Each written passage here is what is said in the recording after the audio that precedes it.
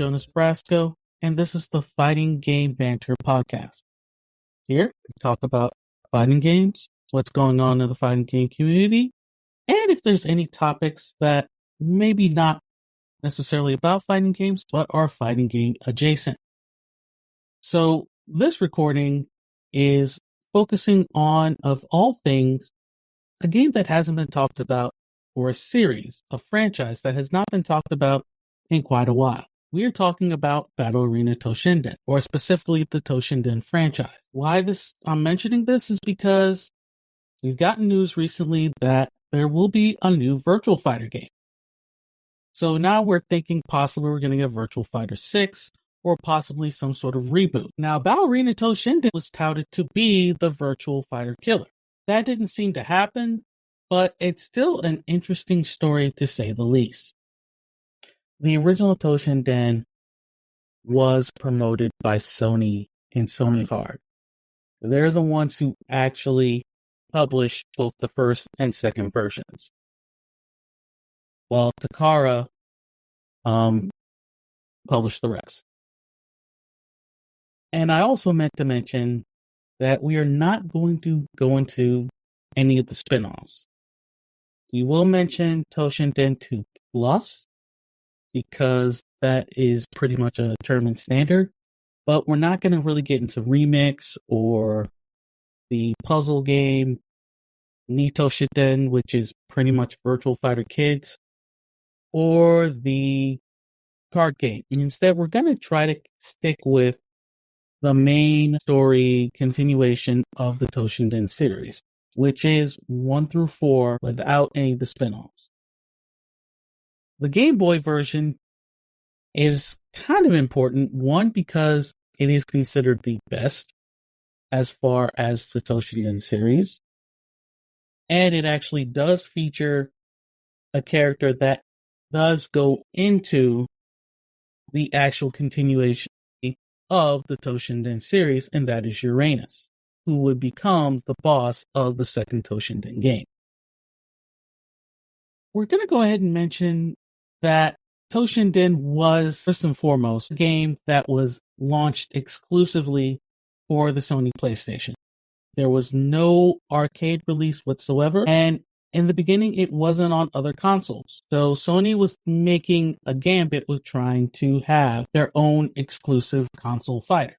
The only problem with this is because it never was in the arcade, there was no real QA, there wasn't necessarily playtests or beta tests. They kind of suffer from that. The game, for its time, looked good. It was a little bit slow, and it was nice the fact that this was a sword and weapon-based game that had projectiles, along with sidestepping, which was pretty novel at that time. Granted, there would be a Saturn version that would come out, and while the Saturn version played okay, the colors and graphics couldn't compare to the PlayStation. Now, one thing that we have to mention with the Saturn is the Saturn was pretty much a 2D system with 3D elements. So, with the PlayStation being focused on 3D, but have a hard time with 2D aspects, is kind of an issue. We're first going to mention the PC version, because that is a very interesting version in itself.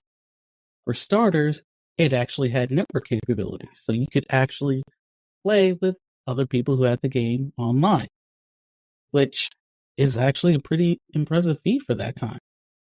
Another thing is they actually had an interesting hidden character. Of all people that you would expect to be in a game, it was Earthworm Jim. Now, granted, he didn't have his usual gun. Instead, he used a club because he had Rungo Iron's moveset. So that was a little bit of a disappointment, but it is a nice little Easter egg if you are able to find a version. The main character, Eiji Shinjo, would actually appear as a guest character in another Sega Saturn fighting game known as The Third, which was exclusive to Japan. Now, the weird story about Toshinden is there would be an arcade release of Toshinden 2. the arcade release was actually by Capcom. And yes, it's still Tamsoft's game. It's still, I should have mentioned that. This is a Tamsoft title. Toshinden 2 was definitely a better game. And in fact, Toshinden 2 Plus, which was an updated version of Toshinden 2, is considered for the most part the tournament standard for people who do play Battle Arena Toshinden tournaments. And yes, they do exist. In fact, the last one that I was able to find occurred in July 2023 in Finland. It was the final Battle Arena Toshinden 2 Finnish Championship. So if you want to check that out, you're more welcome to look online. It was around July 8th of 2023, but that will give you an idea of what Tournament Toshinden actually looks like. We're going to go ahead and talk about 2 because 2, for the most part, is a good game as far as improving on 1. The problem with 2 is not the game itself, but what came out around that time. And that was Tekken 2 and Soul Edge or Soul Blade, depending on which version you play. What I will say about that is you could see the clear difference in both graphical quality and speed with Tekken 2 and Soul Edge. There was no comparison, and it just didn't get better from there. Now, Toshinden 3 would be the last Toshinden released in North America. There is a Toshinden 4, mind you, but it didn't get a North America release. It was a Japan and PAL regions. 3 is probably the most well-known, but not for the right reasons. For starters, with Toshinden 3, they moved the life bars from the top to the bottom of the screen, which for a lot of people, if you've been playing the previous Toshinden, it is very awkward. And only really the second fighting game that I've played that has done that outside of Fighting Lair. Nonetheless, the weird thing is a character named Ten Count who looks very similar to Michael Jackson. That is probably the most well-known aspect of Toshinden 3, which I find that very, very weird. Toshinden 2 Plus seems to be more of the standard, or at least the peak of what is considered good Toshinden. Toshinden 4, again, never had a release in North America, actually made the characters kind of chibi. Not quite chibi, but they clearly weren't up to scale compared to the first 3 games. It kind of had a team-based setup, and it was set in the future, kind of Mark of the Wolf style. In this one, Eiji Shinjo is like the boss, and his son, Subaru, is your main protagonist here. And that pretty much covers it for the main Toshinden series. Now, before we go on to Toshinden Wii, I want to take a step back and talk about the anime. And the reason I'm mentioning this is because it is probably the best representation of Toshinden compared to the games. For starters, it was directed by Masami Obari. For those who aren't familiar, this is the same person who directed the Fatal Fury animes as well as Voltage Fighter Gaokaiser. One thing that's really, really good about it is that it takes elements from the first 2 games and does a really, really good job at that. They include the music, the moves look great, and the animation is pretty great as well. The problem that sucks now and why you may not be able to get it, or it's kind of hard to get, is because it was Central Park Media who released it. Now there is, if you actually have the old VHSs, there is an actual edited version and then there's an uncut version. If you buy the DVD, you get the uncut version. Needless to say, this is your usual, there's blood, there's a shower scene, that type of thing that was pretty common in fighting game anime at that time.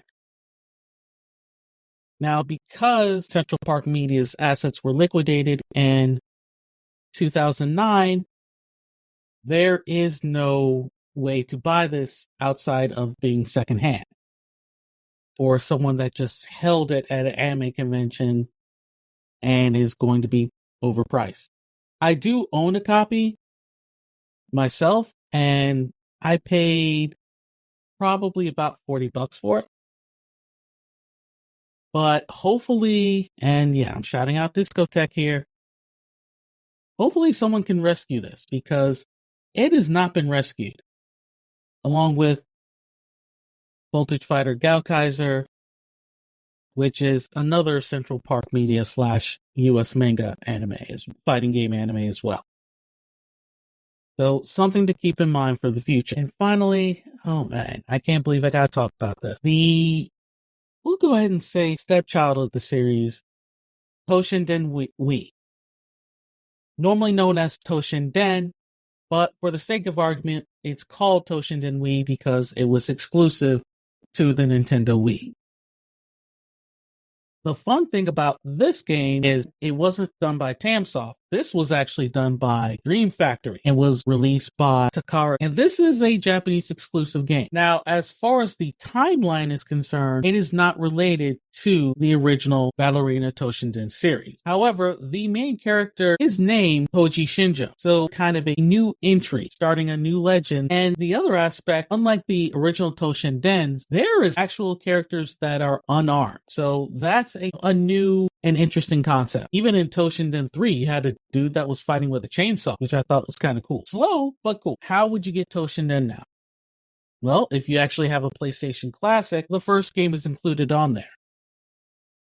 After all, it is one of the first Sony PlayStation exclusives. The other thing about the PlayStation Classic is, why would you play that when you got Tekken 3? I know that sounds horrible, but it is what it is. Like, there is no comparison. And that's kind of how Toshinden kind of lost its identity, is it just couldn't keep up with the better fighting games at that time. I mean, I'm not going to make it exclusively that Bandai Namco killed them, because that would be kind of disingenuous. But as more, 3D polygonal games came out, it was very clear what people were looking for quality-wise. And sadly, Tamsoft and Toshinden series didn't have it. Even though it's not even talked about, Mortal Kombat 4 ran better on the PlayStation compared to Toshinden. But it's not all doom and gloom. I don't want to say that. On the resale market, the games actually sell pretty well. And if you can get some fun stuff like the Toshinden Warzone game, if anyone actually remembers this, it's those fun Tiger Electronic games, but it tried to be like the Virtual Boy. You actually put a little precursor to Google Glass on your head, and it came out looking red. And you had a little controller in your hand, but it played exactly like the big old Tiger Electronic games, just trying to give you a Virtual Boy type feel. Needless to say, that's kind of the end of the Toshinden story. Now, we get to what happened afterwards, because after all, Tamsoft is still in business. The issue then becomes, why would you go back to a series that didn't work when you have ones that do? And Tamsoft is making money from one simple thing, the Senrei Kagura game, and the whole Onichambara, Bikini Zombie Slayers. I mean, those games actually sold pretty decent and have a very good fan base. So yes, there's no reason necessarily to go back to Toshinden from that aspect, because there's no guarantee it'll make any money. It doesn't have the following from the FGC to warrant any type of return. Needless to say, that's not saying that there is all doom and gloom for the Toshinden series. Example, there could be a remaster that ups the frame rate, fixes some of the bugs, and make the game considered playable. That is actually an option that Tamsoft can do, and there would be probably some people that would be interested. The other thing is, these characters are actually looked on pretty fondly, so it would be a nice little nostalgia kick to actually put maybe AG or Sophia or even Duke as a guest character in a game like Samurai Showdown, maybe the next Soul Calibur, or even Grand Blue. After all, they put 2B in there, so I don't see why that couldn't happen. Heck, you could use them in KOF All-Star. I mean, they're letting everyone join the party, so why not put Toshinden in there as well? And last but not least, Discotech would probably be the best case scenario. If they were able to rescue the OVA, that in itself would draw some interest and maybe have some people re-look at the game. Take a step back and acknowledge that while it may not be a great game or a great series, it is a significant part of fighting game history, especially with the early 3D polygonal graphics games. It was the first game to really try to challenge the Virtual Fighter series, but they did not count on the rise of Tekken and the Soul Blade, Soul Calibur series coming out and letting people know that we can make these games better, faster, and more interesting. I think if Toshinden was more accessible, then it would be another thing that people would maybe go back and consider giving a try. In any case, it's a very, very interesting story, something that was created to establish an identity but got lost over time. Paul Kidby was the artist for the PAL cover of Battle Arena Toshinden. And for those who don't know who that is, this is Terry Pratchett, Discworld covers Paul Kidby. There was some real effort to get this franchise off the ground. So if you don't have any idea what I'm talking about, Google, I'll leave a link in the description of who this man is. You should go look at his work. But yeah, that was some definite quality there. Now, the man wasn't given any screenshots of the game, so we kind of had to come up with something based on the description. And that's actually what I put in the middle of my glove for this episode. If you can't figure out how his painting relates to Battle Arena Toshinden, then that in itself shows the big example of why Toshinden, from beginning to the end, really did have an identity crisis. I want to thank everyone for listening. Thanks for everyone who supported me so far. Once again, this is Jonas Brasco with the Fighting Game Banter podcast. Until next time, take care. Thank you for listening to the Fighting Game Banter podcast. Any inquiries for guests, questions can be reached at my email address, which is jonasbrasco@gmail.com. This podcast can be listened to on Apple Podcasts, Spotify, iHeartRadio, Amazon Music, and even TuneIn. For anything else, feel free to email me, and also check my social media, which is @JonasBrasco on X/Twitter. Call it what you will. Thanks again for listening, and have a good day.